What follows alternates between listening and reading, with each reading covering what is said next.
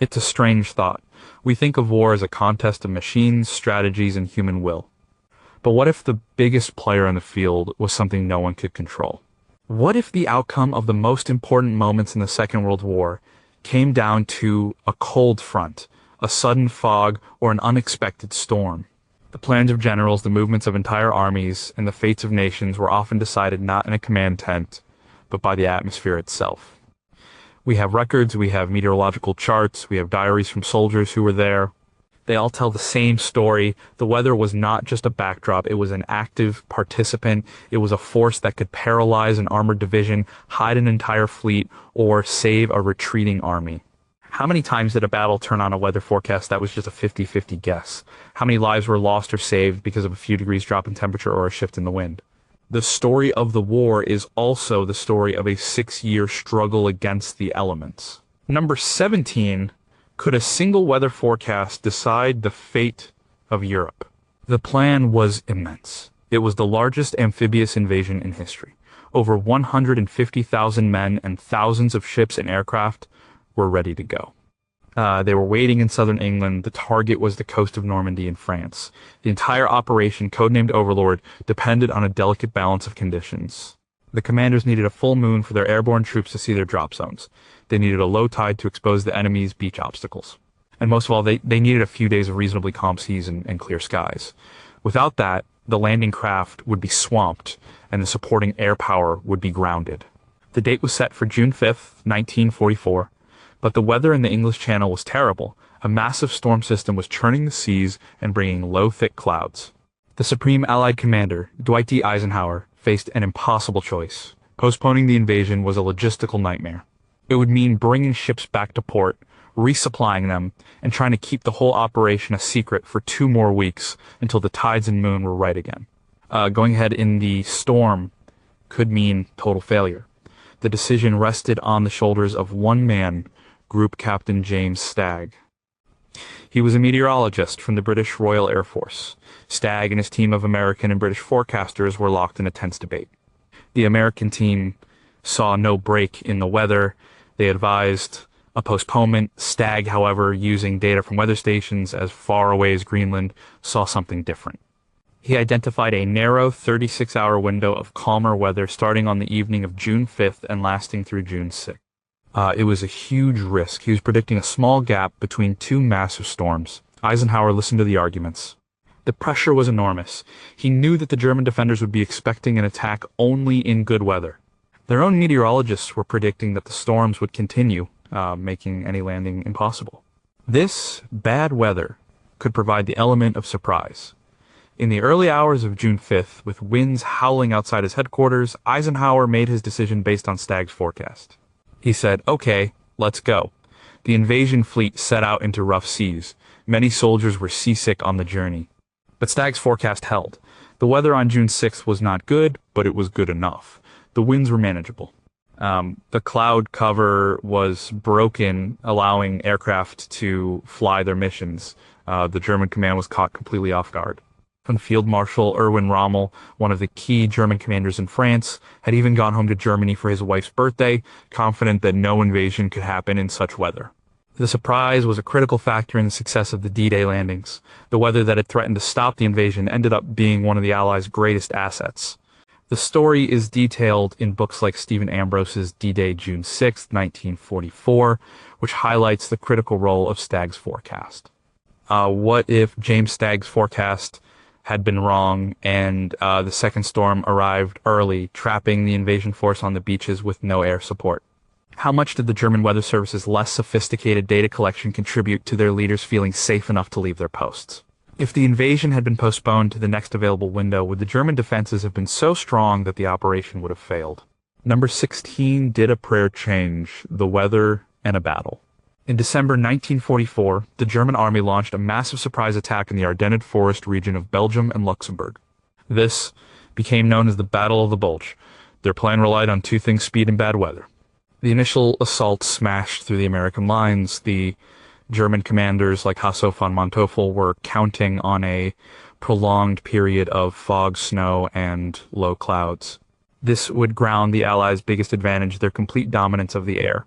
For the first week of the battle, the weather was perfect for the attackers. A thick, freezing fog covered the entire front. Snow blanketed the forests. American troops were surrounded in key towns like Bastogne.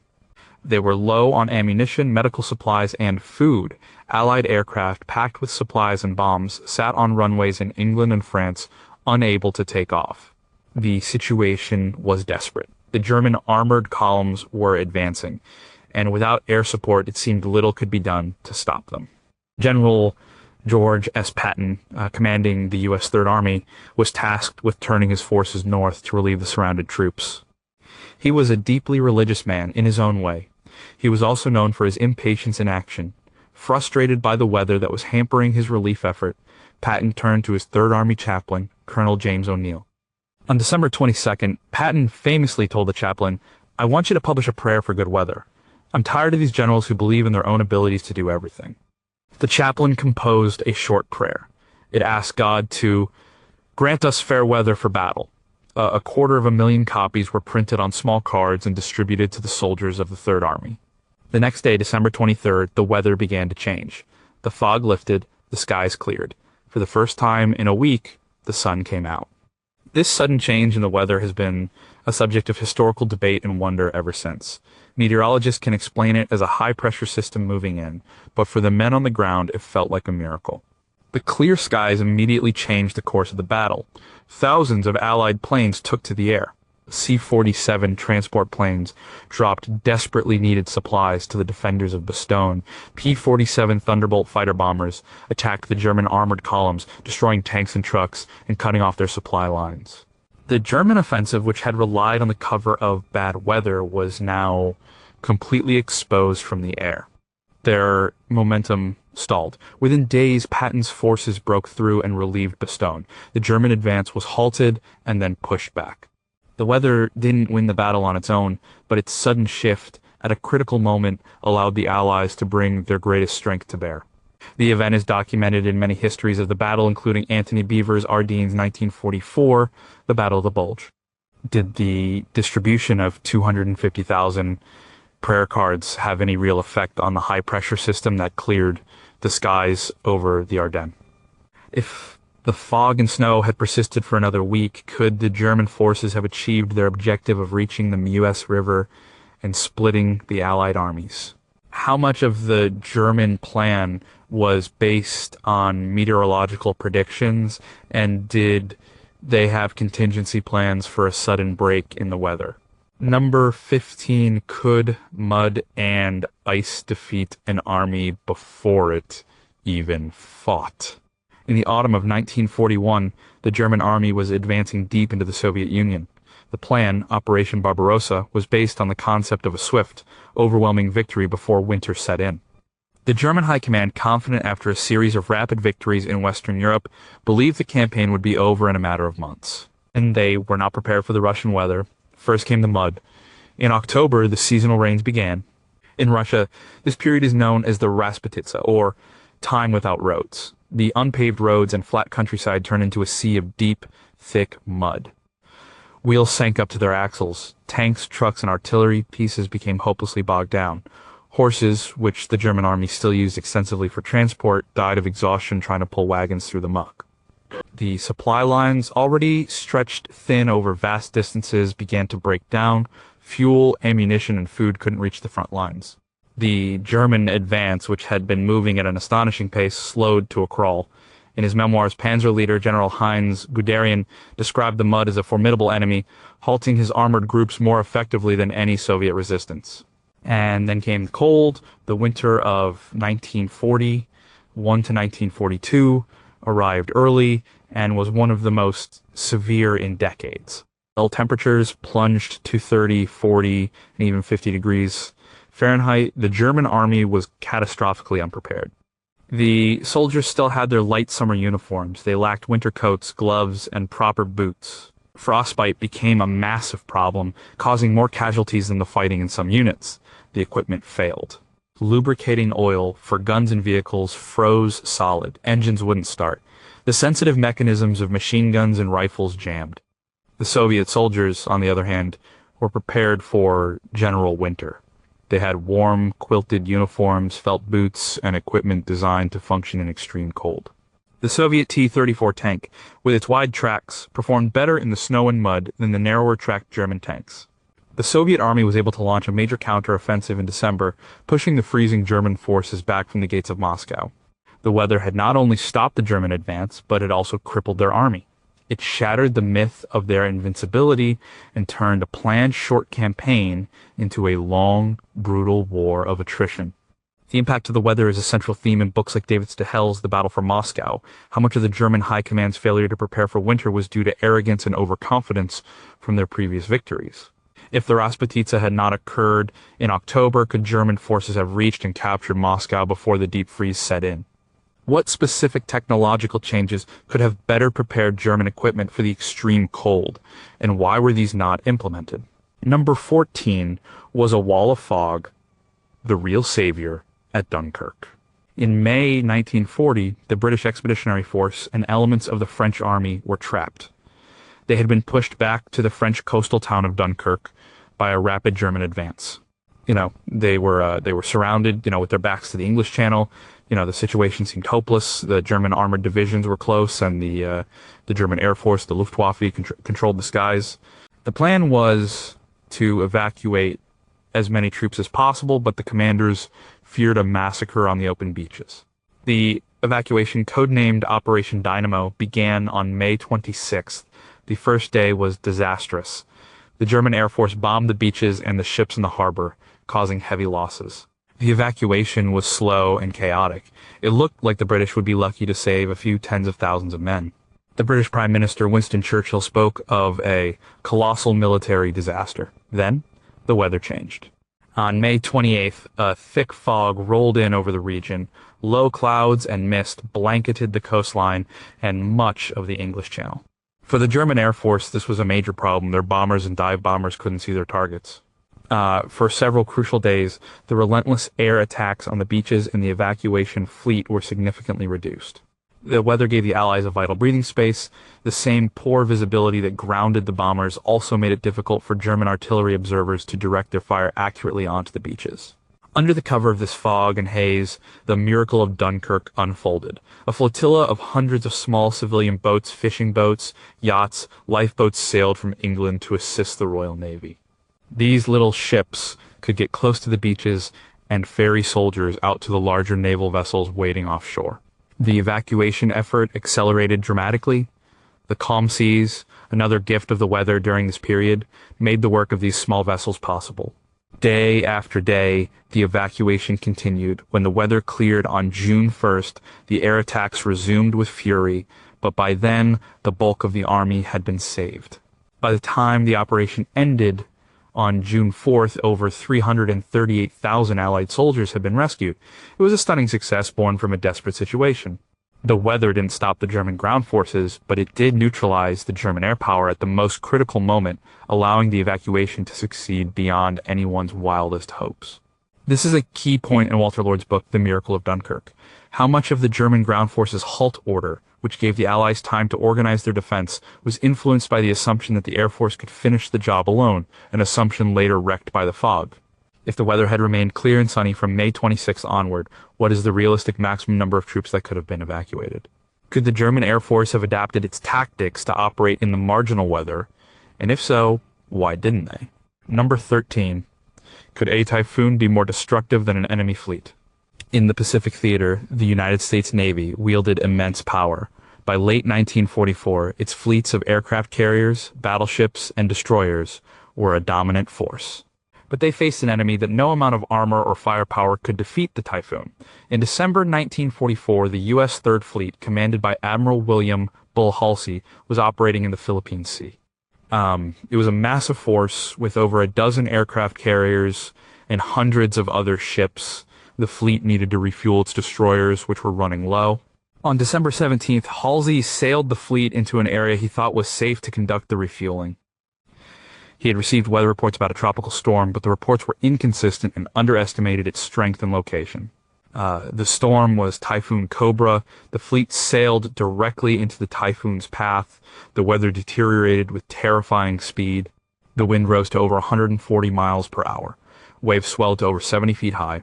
The smaller ships, particularly the destroyers, were in grave danger. They were tossed about violently. Some ships rolled so far on their side that their funnels touched the water. On the aircraft carriers, planes broke loose from their moorings and slid across the flight decks, crashing into other aircraft and starting fires. The destruction was immense. 3 destroyers, the USS Hull, USS Monaghan, and USS Spence, capsized and sank. Nearly 800 sailors were lost. Several other ships, including cruisers and aircraft carriers, suffered heavy damage. Over 140 aircraft were wrecked. In the space of a few hours, Typhoon Cobra had inflicted more damage on the Third Fleet than the Japanese had in many major engagements. A court of inquiry was later convened and found that Admiral Halsey had made a critical error in judgment by sailing into the storm. The event became known as Halsey's Typhoon. It was a stark reminder that in the Pacific, the weather itself was a weapon. This story is powerfully told in the book Halsey's Typhoon by Bob Drury and Tom Clavin. A similar event happened in June 1945 when Typhoon Viper hit the same fleet, causing further damage. What gaps in meteorological science in the 1940s prevented the fleet from accurately tracking the typhoon's path and intensity? How did the design of the Fletcher-class destroyers, which were known to be top-heavy, contribute to their capsizing in the extreme conditions? If Halsey had made a different decision and avoided the typhoon, how would the preservation of those 3 destroyers and 800 men have impacted subsequent naval operations? Number 12. Did a freak storm save an island from invasion? The invasion of Sicily in July 1943, codenamed Operation Husky, was the next major step for the Allied forces after their success in North Africa. It was a huge and complex operation involving amphibious landings by American, British, and Canadian forces. The plan was to land on the southern coast of the island. General Eisenhower was again the overall commander. Like the later invasion of Normandy, success depended heavily on the weather. The sea needed to be calm enough for the thousands of landing craft. The wind needed to be light enough for the paratroopers who would be dropped behind enemy lines to secure key bridges and road junctions. In the days leading up to the invasion, scheduled for July 10th, the weather was perfect. The Mediterranean was calm and placid. Then, on July 9th, the weather suddenly and unexpectedly changed. A strong gale, a mistral wind, blew up from the northwest. The seas became extremely rough. The invasion fleet, already at sea and approaching Sicily, was tossed about violently. On the transport ships, the soldiers, many of whom had never been to sea before, became desperately seasick. The commanders faced a terrible dilemma. Should they turn back? Canceling the invasion would be a huge blow. But proceeding could mean disaster, with landing craft swamped and the paratroopers scattered and lost.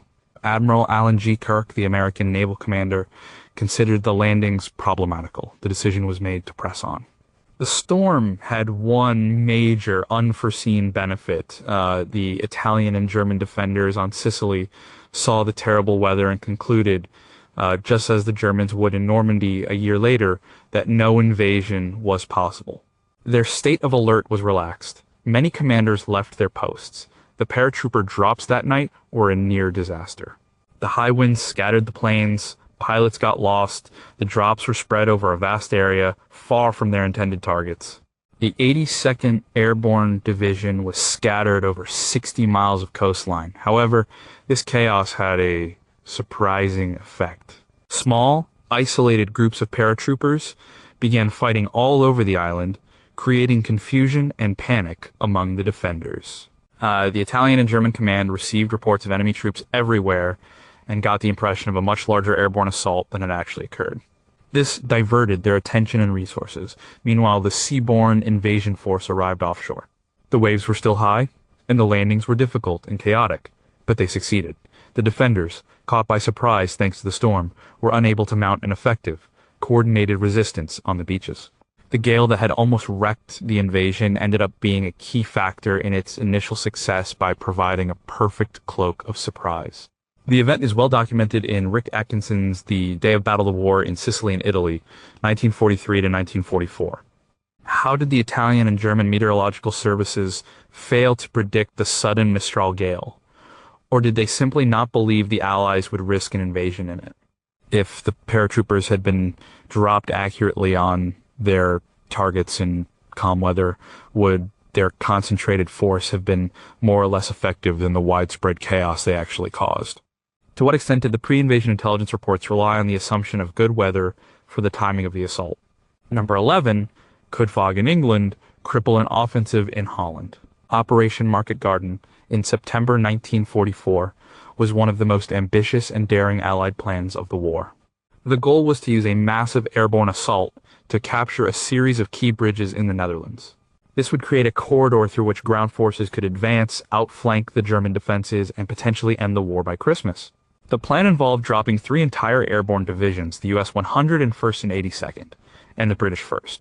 It was a complex, high-risk operation that depended on perfect timing and coordination. The weather was a critical variable. The plan called for multiple waves of transport aircraft and gliders to fly from bases in England to the drop zones in Holland. This required clear skies over both England and the continent. On the first day of the operation, September 17th, the weather was beautiful. The first wave of paratroopers and gliders landed successfully and captured several of their objectives. The initial phase of the operation looked like a success. The problem started on the second day. A thick ground fog settled over the airfields in England. The second wave of reinforcements and supplies, which was desperately needed by the troops on the ground, could not take off. The gliders carrying heavy equipment like jeeps and anti-tank guns were especially vulnerable to bad weather. For the lightly armed paratroopers fighting in Holland, this delay was disastrous. The British 1st Airborne, which had been dropped furthest away at Arnhem, was already facing unexpectedly strong German resistance. They were counting on the second day's reinforcements to hold their ground. The fog in England persisted for several days.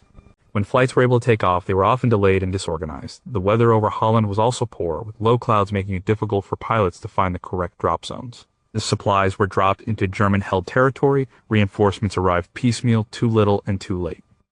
The German forces, which included 2 SS Panzer divisions that Allied intelligence had failed to locate, were able to surround the British at Arnhem.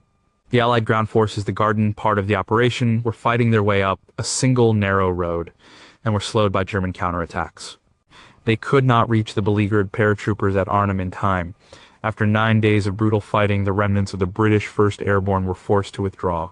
An Operation Market Garden had failed. While there were many reasons for the failure, including intelligence gaps and strategic flaws, the bad weather in England at a critical moment was a major contributing factor. It broke the chain of supply and reinforcement that the entire plan depended on.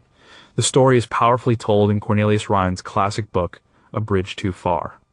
How much of the operation's tight schedule was based on an overly optimistic long-range weather forecast? Could alternative airfields outside the fog belt have been used? And if not, why was there no contingency plan for this specific weather event? If the 2nd and 3rd lifts had arrived on schedule on September 18th and 19th, would the British forces at Arnhem have had enough anti-tank weaponry to hold the bridge? Number 10, how do you fight a war in constant fog and wind? The Aleutian Islands campaign is one of the lesser known but most difficult campaigns of the Second World War. In June 1942, Japanese forces occupied 2 remote, treeless, volcanic islands in the Aleutian chain, Attu and Kiska. These islands are technically part of Alaska, so it was the first time American soil had been occupied by an enemy force since the War of 1812. The United States had to get them back. The primary enemy in the Aleutians was not the Japanese. It was the weather. The region is notorious for having some of the worst weather on Earth. It is a place of constant fog, unpredictable hurricane-force winds called wilwas, rain, sleet, and snow. The fog is the biggest problem. It can be so thick that visibility is reduced to just a few feet. Pilots called it flying in a milk bottle. Many more aircraft were lost to weather-related accidents than to enemy action. The cold was relentless, and the dampness penetrated everything, making it difficult for troops to stay warm and dry. In May 1943, American forces launched an operation to retake the island of Attu. They were not prepared for the conditions. The soldiers were wearing standard issue leather boots that quickly became soaked and useless in the wet, cold tundra, leading to widespread cases of trench foot and frostbite. Equipment malfunctioned in the damp and cold. Radios failed. The battle for Attu was a brutal, miserable slog through mud and fog. The defenders used the fog to their advantage, hiding and launching surprise attacks. It took the American forces nearly 3 weeks of difficult fighting to secure the island. The number of non-combat casualties due to the weather was staggering, nearly double the number of combat casualties. The weather also created bizarre incidents. In August 1943, a joint American and Canadian force launched a massive invasion of the island of Kiska. For 3 weeks, warships had bombarded the island. Over 34,000 troops landed, expecting a fierce battle. They fought their way inland through the thick fog, shooting at shadows. After 2 days of tense advances and friendly fire incidents in the disorienting mist, they reached the other side of the island and found. The Battle of Kiska was a battle against ghosts, fought entirely against the fog. The campaign is a stark example of how extreme weather can become the dominant factor in military operations. The author Brian Garfield documented this strange campaign in his book, The 1,000-Mile War, World War II in Alaska and the Aleutians. Could 1940s-era technology like radar have been used more effectively to penetrate the fog and detect the Japanese evacuation from Kiska? How did the psychological stress of operating in constant fog and isolation affect the morale and combat effectiveness of the troops on both sides? What lessons from the Aleutian campaign about cold weather clothing and equipment were later applied in other theaters, like the winter fighting in Europe? Number 9, can rain delay a decisive battle and change its outcome? In the summer of 1943, the German and Soviet armies prepared for what would be the largest tank battle in history, the Battle of Kursk. The German plan, Operation Citadel, was to launch a massive pincer movement to cut off the large bulge, or salient, in the Soviet lines around the city of Kursk. The German High Command gathered their best armored divisions for the attack. They were counting on their new and powerful Tiger and Panther tanks to break through the Soviet defenses. The attack was originally scheduled for early May. However, the production of the new tanks was delayed, and the German leadership wanted to build up as much strength as possible. The date was pushed back several times. They finally settled on a start date in early July. This delay gave the Soviets a critical gift time. Under the direction of Marshal Georgy Zhukov, the Soviet forces turned the Kursk salient into the most formidable defensive network ever created. They laid hundreds of thousands of mines, dug thousands of miles of trenches, and built layers upon layers of anti-tank defenses. The weather played a crucial role in the final days before the battle. The German offensive was set to begin on the morning of July 5th. In the days leading up to it, heavy rain swept across the region. The ground became soft and muddy. This was not the deep, impassable mud of the Rasputitsa, but it was enough to cause problems for the heavy German tanks. The new Panther tanks, in particular, were complex machines that were prone to mechanical breakdowns, and the muddy conditions made things worse. On the night before the attack, a massive thunderstorm broke over the front. Rain came down in sheets, accompanied by thunder and lightning. This storm had a dual effect. For the Germans, it further softened the ground and made the final preparations for the morning attack more difficult. For the Soviets, it provided cover. Soviet intelligence had learned the exact time of the German attack. Just hours before the German artillery was scheduled to open fire, the Soviets unleashed a massive preemptive artillery barrage of their own. The storm helped to mask the sound and flash of the Soviet guns, adding to the shock and confusion in the German lines. When the German attack finally began on July 5th, their tanks had to advance over soft, rain-soaked ground, which slowed their progress and increased fuel consumption. They ran straight into the teeth of the prepared Soviet defenses. The battle raged for over a week, but the German offensive was ultimately unable to break through. The delay and the last-minute rain were not the sole reasons for the German failure, but they contributed. The time lost allowed the Soviets to build their defenses, and the rain-soaked ground was one more obstacle for the German armor to overcome. The Battle of Kursk was a decisive turning point on the Eastern Front. Books like Kursk 1943, The Southern Front by Robert Forchik, analyze these factors in detail. If Operation Citadel had been launched in early May as originally planned, before the Soviet defenses were fully prepared, would it have succeeded? How much did the muddy ground on July 5th directly impact the mechanical reliability and speed of the new Panther and Tiger tanks? Did the thunderstorm on the night of July 4th significantly degrade the German army's ability to coordinate its opening moves? Number 8. How can a snowstorm paralyze an entire army group?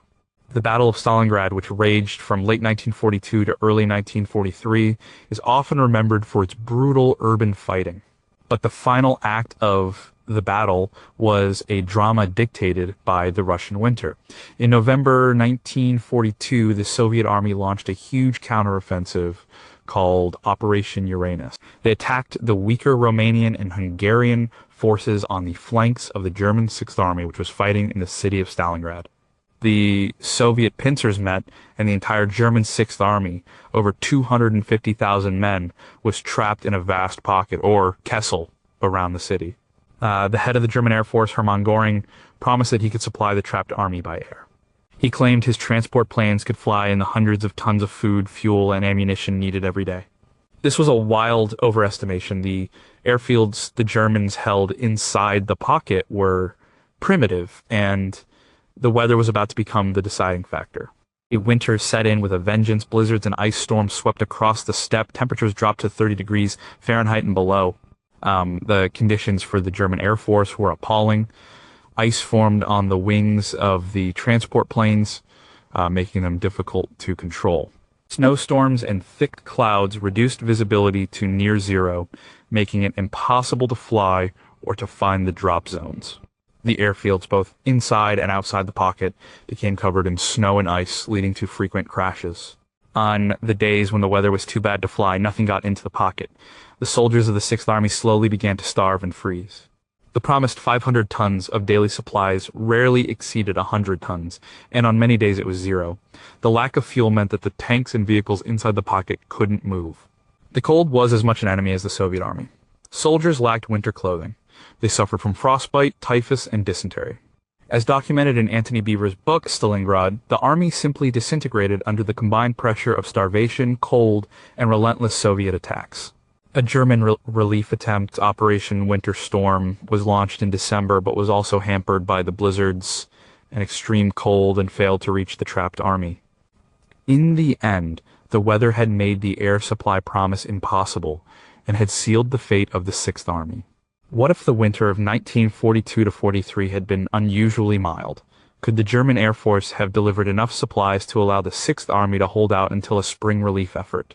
How much did the psychological effect of the relentless cold and blizzards contribute to the collapse of morale and discipline within the trapped army? Were there specific technological shortcomings in German aircraft that made them particularly vulnerable to icing and extreme cold compared to their Soviet counterparts? Number 7.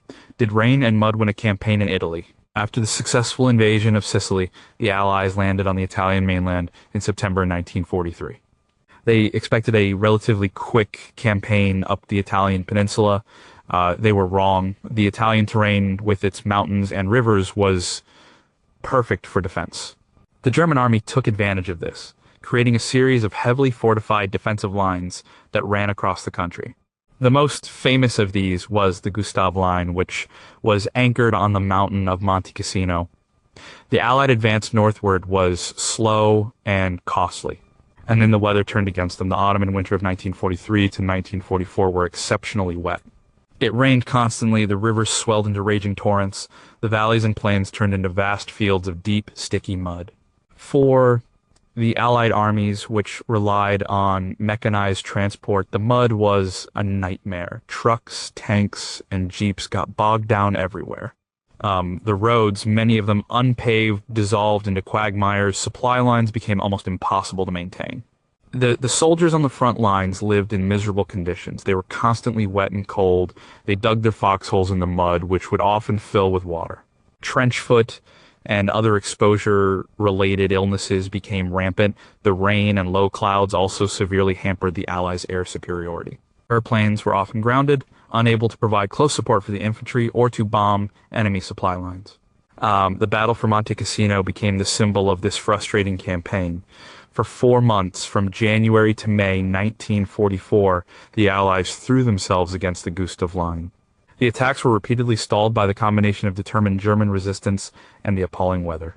The rain turned the battlefield into a moonscape of mud and water-filled shell craters.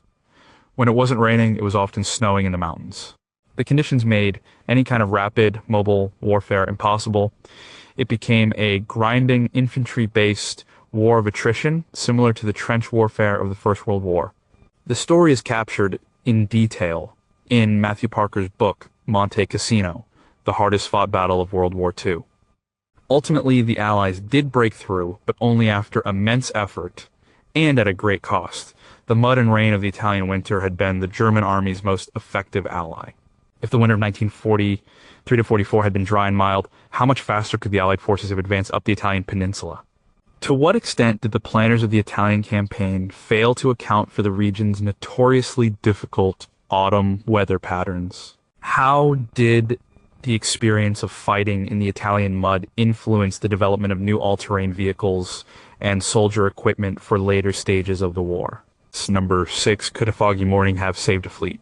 The Battle of Britain in the summer and fall of 1940 was an air campaign. The German Air Force sought to gain control of the skies over southern England to prepare the way for a seaborne invasion. The British Royal Air Force RAF fought desperately to stop them. The battle was a complex affair of radar detection, fighter command control, and deadly aerial dogfights. Weather was a constant factor. The British weather is famously unpredictable, and this worked both for and against both sides. A clear day with good visibility was ideal for the attackers, who could easily find their targets, but it was also ideal for the defenders, who could see the incoming raids from a distance and scramble their fighters to intercept them. No fog and low cloud cover were a mixed blessing. Sometimes the RAF fighters would use clouds to hide in, ambushing the German bomber formations as they emerged. At other times, the clouds would allow the bombers to slip through the defenses undetected. But the most significant impact of the weather, particularly fog, was on the airfields themselves. Southern England is prone to morning fog. Especially in the autumn, a thick fog on the ground meant that the RAF fighters could not take off. On several occasions, German raids arrived over England to find the skies empty of defenders because the British planes were fogged in on their bases. This allowed the attackers to hit their targets with little opposition. However, the same fog could be a problem for the German planes trying to find their way home. On one particularly important day, September 15th, 1940, which is now commemorated as Battle of Britain Day, the weather was clear over southern England. The RAF was able to meet the massive German raids in full force and inflict heavy losses. This day is often seen as the turning point of the battle, convincing the German high command that air superiority was not achievable. But on other days, the story was different. For example, on September 7th, the first major raid on London, the weather was clear, allowing the massive German formation to be seen, but the defenders misjudged its target, allowing the bombers to cause significant damage. Conversely, on days with widespread fog, operations were canceled on both sides. The battle became a waiting game, with each side's meteorologists trying to predict the next window of fighting weather. John Ray's book, The Battle of Britain Doubting and the First Victory, 1940, discusses how operational planning was a daily slave to the weather forecasts. What if the morning of September 15th, 1940 had been foggy, grounding the RAF fighter squadrons? Could the German bombers have inflicted a blow so devastating that it would have changed the course of the battle? How much more advanced were the British meteorological services compared to the German ones? And did this give Fighter Command a tangible advantage in planning their daily defensive strategy? Did German pilots receive adequate training for navigating and landing in the notoriously fickle British weather? Number 5. How did a cloud save the American carriers at Midway? The Battle of Midway in June 1942 was the decisive naval battle of the Pacific War. A powerful Japanese fleet, including 4 of its best aircraft carriers, sailed towards the tiny atoll of Midway, hoping to lure the American fleet into a trap and destroy it. The Americans, however, knew they were coming, thanks to a major intelligence breakthrough in code breaking. The U.S. Navy had 3 aircraft carriers waiting in ambush. The battle was a contest of reconnaissance. The first side to find the other's carriers would likely win. On the morning of June 4th, the Japanese launched a strike against Midway Island itself. Their planes were still returning when a Japanese scout plane finally located the American fleet, but a crucial part of the at the same time, American dive bombers from the carriers USS Enterprise and USS Yorktown were searching for the Japanese fleet. They were reaching the limit of their fuel. The squadron commander from the Enterprise, Wade McCluskey, made a gut decision to continue his search. He was about to turn back when he spotted a lone Japanese destroyer heading northeast. He guessed it was heading back to its main fleet and changed course to follow it. This is where the weather intervened. A large bank of low-lying clouds was present in the area. Most of the American torpedo bomber squadrons, flying at low altitude, had found the Japanese fleet earlier but were shot down without scoring a single hit. Their attack, however, had pulled the Japanese fighter patrol down to sea level. As McCluskey's dive bombers arrived high above, they saw the Japanese fleet emerging from the edge of the cloud bank. The Japanese carriers were completely exposed. Their fighter cover was out of position, and their flight decks were crowded with planes being refueled and rearmed for a strike against the American ships. It was the perfect moment. The clouds had likely hidden the Japanese fleet from American search planes for a crucial period of time, but at the decisive moment, the fleet sailed into a clear patch of sky directly under the American bombers.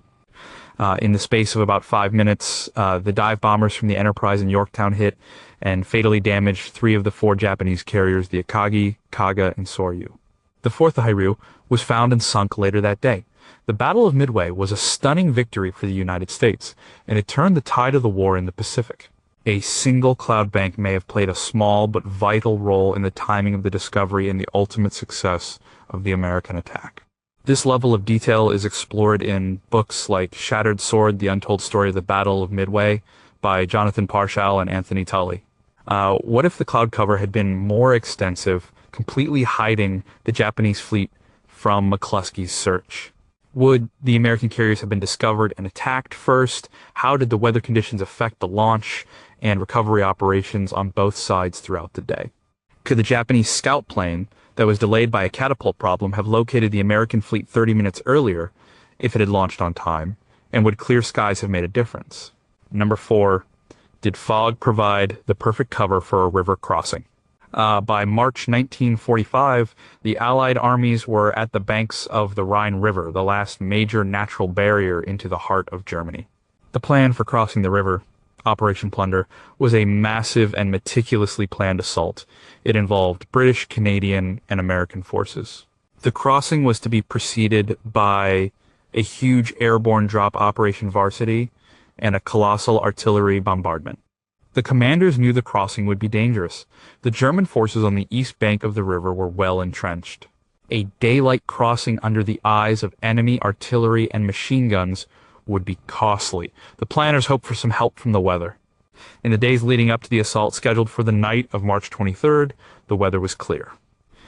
But on the evening of the attack, a thick ground fog began to form along the river valley. This was no accident of nature. The British Second Army under General Miles Dempsey had a secret weapon. They used thousands of smoke generators to create a huge artificial fog bank stretching for miles along the river. This smokescreen blended with the natural evening mist to create a dense wall of white.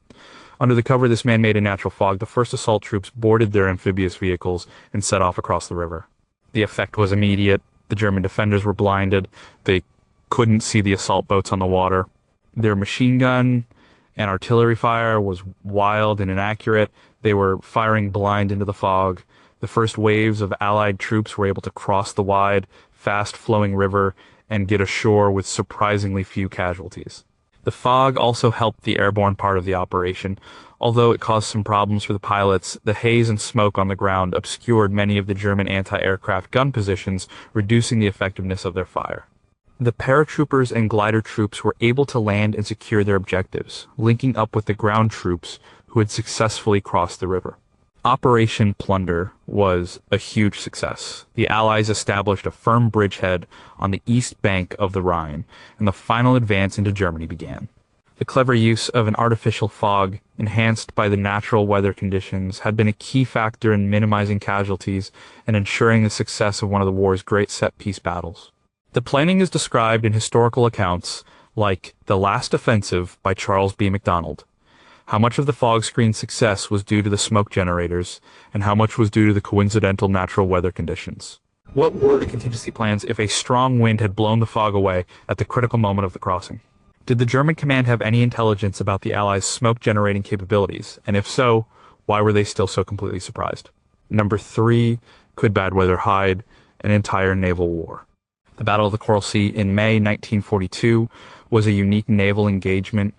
It was the first naval battle in history where the opposing ships never saw each other. The entire battle was fought by carrier-based aircraft. A Japanese naval force was heading to capture Port Moresby in New Guinea. An American-Australian fleet, including the U.S. carriers Lexington and Yorktown, moved to intercept them.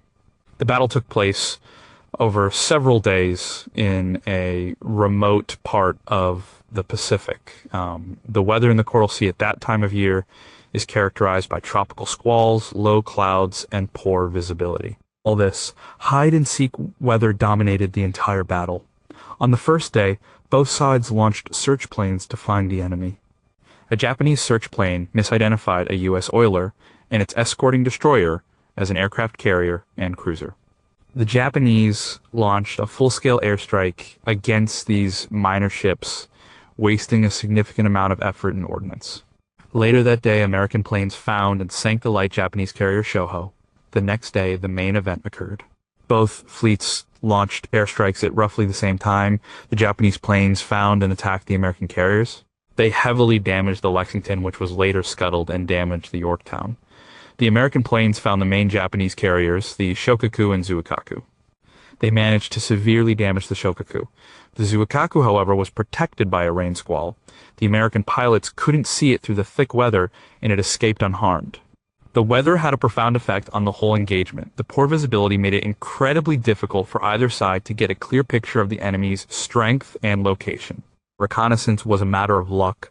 Attacks were often directed at the wrong targets or thwarted by a sudden storm. In the end, the battle was a tactical draw, but a strategic victory for the Allies. They had turned back the invasion force heading for Port Moresby. The constant bad weather had acted like a third force in the battle, confusing both sides and arguably preventing a more decisive, and perhaps more disastrous, outcome for the American fleet. The role of weather is a recurring theme in E.B. Potter's naval history, sea power. If the weather in the Coral Sea had been perfectly clear, would the more experienced Japanese carrier pilots have been able to inflict a much more decisive defeat on the American fleet? How much did the rudimentary nature of 1940s era naval radar limit its effectiveness in the stormy, cluttered weather conditions? Did the Zuikaku's escape under a rain squall, which allowed it to miss the Battle of Midway a month later for lack of planes, ultimately save it from being destroyed there? Number 2, how do you survive a convoy in an Arctic hurricane? The Murmansk convoys were some of the most dangerous and grueling operations of the war. From 1941 to 1945, Allied merchant ships, escorted by Royal Navy warships, made the perilous journey across the Arctic Ocean to deliver vital supplies to the Soviet Union. The route took them around the northern tip of Norway, within easy reach of German air and naval bases. The convoys faced multiple threats. There were submarines, surface battleships, and long-range bombers. But the most relentless and deadly enemy was the Arctic weather. In the winter, the region is plunged into near total darkness. The sea is filled with pack ice. The biggest danger was the storms. The Arctic Ocean can produce storms of incredible violence, with hurricane-force winds and mountainous waves.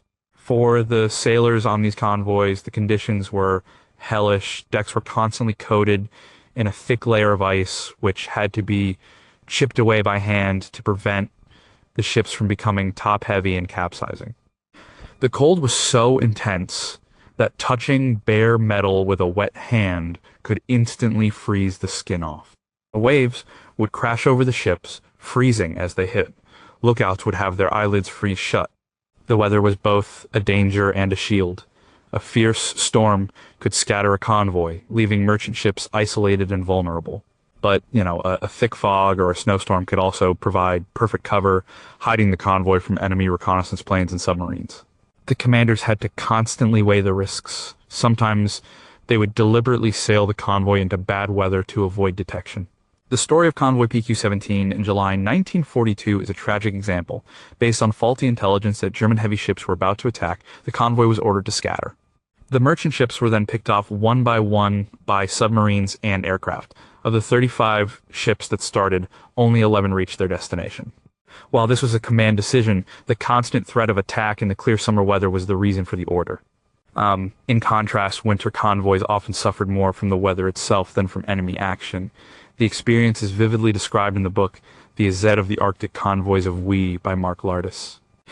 Could more advanced ice-breaking technology in the 1940s have allowed the convoys to take a more northerly route further away from German bases in Norway? How did the constant psychological strain of the darkness, cold, and storms affect the long-term health of the sailors who survived the Arctic convoy runs?